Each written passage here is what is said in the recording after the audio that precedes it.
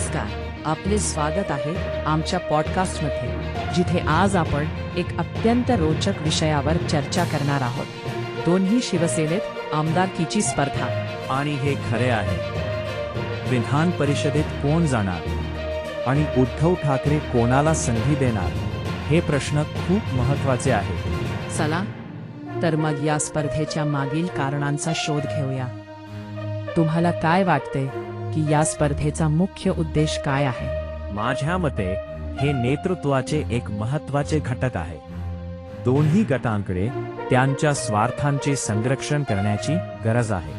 अर्थात. आणि उद्धव ठाकरे यांच्या निर्णयावर लोकांचे लक्ष आहे.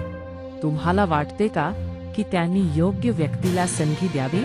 हे निश्चितपणे एक आव्हान आहे. योग्य व्यक्ती निवडणे म्हणजे पक्षाच्या भविष्यातील यशाची खात्री करणे.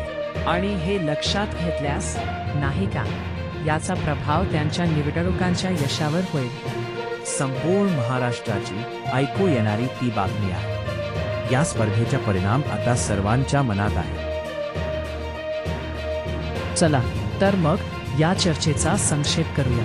दोन्ही शिवसेनेत आमदारकीची स्पर्धा म्हणजे नेतृत्व आणि निर्णयांच्या महत्त्वाचे एक उदाहरण आहे. आणि उद्धव ठाकरे यांच्या निर्णयांचा परिणाम महत्त्वाचा असेल.